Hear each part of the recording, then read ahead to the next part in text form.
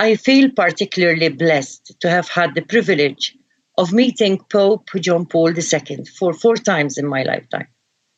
I met him twice in my own country during his visit to Malta and twice at the Vatican. I clearly recall how Malta stood still during Pope John Paul's 3-day visit in May 1990, and then again during his second visit in May 2001. The visit in 2001 was the final segment of his pilgrimage in the footsteps of St. Paul. The 2001 visit to Malta was even more significant, as Pope John Paul beatified the very first Maltese saint, Don George Preca, and Sister Adeodata Pisani and cleric Nazio Falzon. Yet for me, the most memorable and touching experience was when I met Pope John Paul II at the Vatican during the World Gathering of Parliamentarians in December 2000. The Pope also marked this occasion by nominating St. Thomas More as the patron saint of parliamentarians. I will forever cherish the image of the gentle Pope bending forward to speak to my 7-year-old daughter, and who was selected to present to him a gift from Malta. I cannot relate the emotions running through me when the Pope kissed her on her forehead. His greatness shone all through this historical event, and realized even more why he was so dearly loved. Pope John Paul reached out to everyone, great or small, old or young, from far or from near, and irrespective of color or creed. He showed us clearly that there should be no walls or borders that divide the human family. His message across nations was one of peace and unity. No wonder he was such a champion for freedom and democracy. I augur that this commemoration, on the 100th anniversary of the birth of St. John Paul II, by his country of birth, will be a historical opportunity to disseminate further the message of peace and unity, not only within his own native country, which he loved so much, but also within our region and even beyond.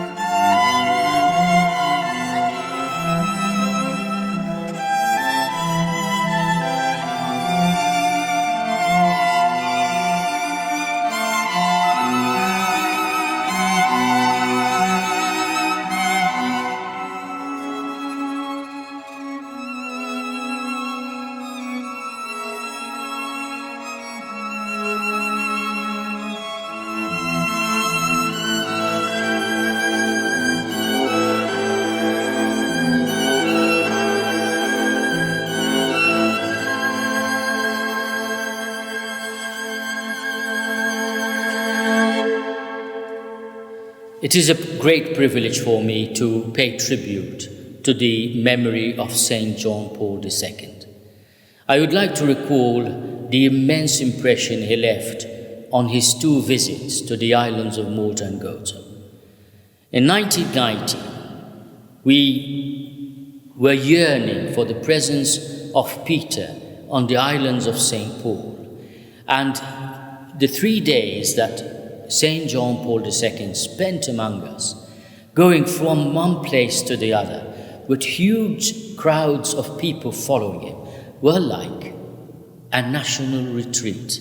This is one of the comments that will always remain with me. There was a special feeling which captured everybody and which attracted everybody, not only to the person of the Holy Father, but also to his words. His gestures were gestures of reconciliation and love. And he managed to see so many different categories of people on that important first papal trip to the islands.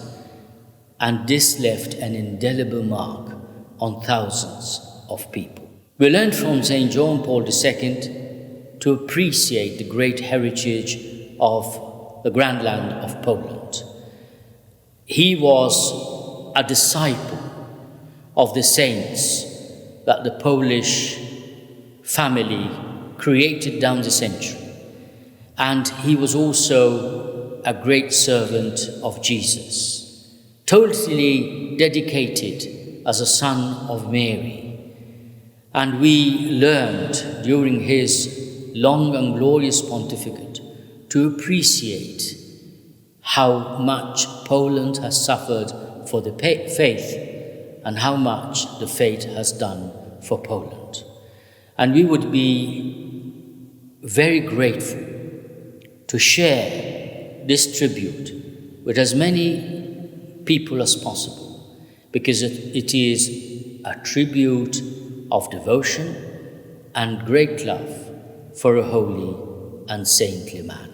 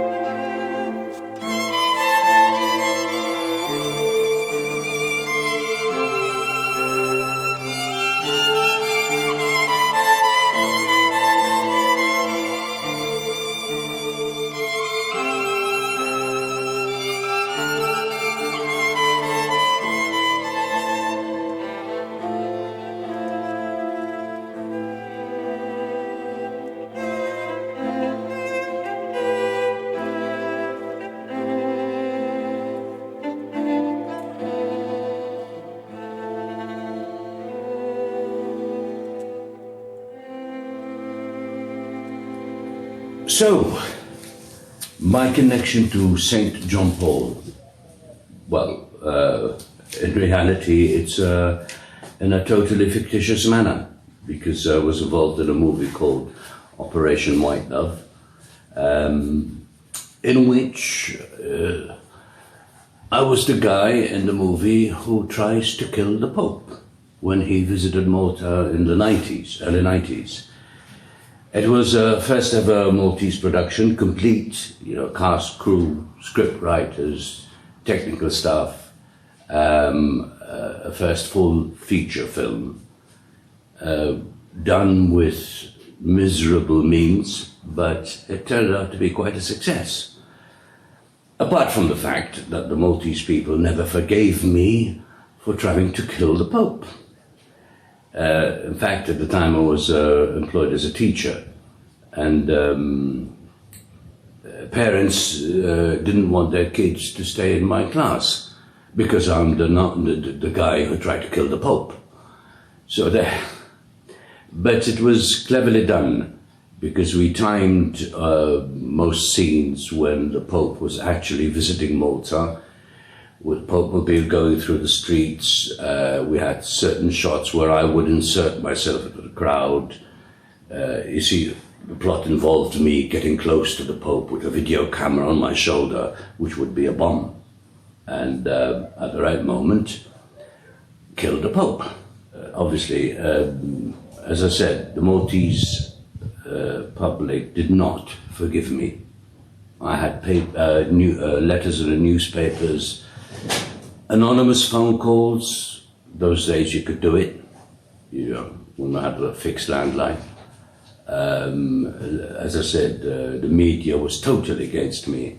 Parents wouldn't want their kids in my class.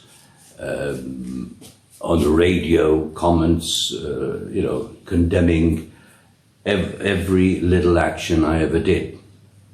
So there you are. That was my connection with Pope John Paul II at the time, now Saint John Paul.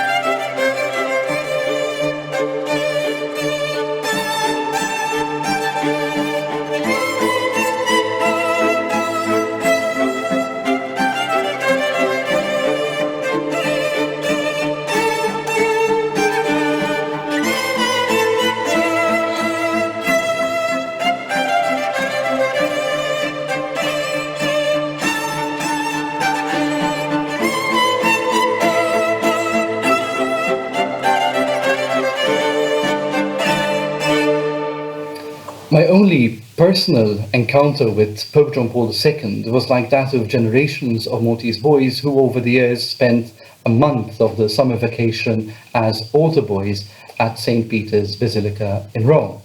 I was 12 and the Pope had just started using a walking stick, but I remember that he had asked, or someone had told him my name, Jean Paul, to which he replied, smiling in Italian, "Che bel nome," what a nice name. But besides this short personal meeting, my later encounter with John Paul II, Karol Wojtyła, was through his works, an encounter like those with authors who we read without knowing personally. When he died in 2005, I had never quite thought of him as a philosopher, even though he had written encyclicals touching upon philosophy, like Fides et Ratio, Veritatis Splendor. And of course, his academic background was in philosophy. He was a scholar of Max Scheler, phenomenology, personalism, and of course, Thomas Aquinas. And he had spent years as a professor of ethics and philosophy in the Jagiellonian and Dublin universities in Poland. His earlier works, however, are rather unexplored. Perhaps the most important work written before becoming Pope is The Acting Person, or to translate it more precisely, Person and Act, or Person and Deed, in which he develops his core idea on the mystery of the human person.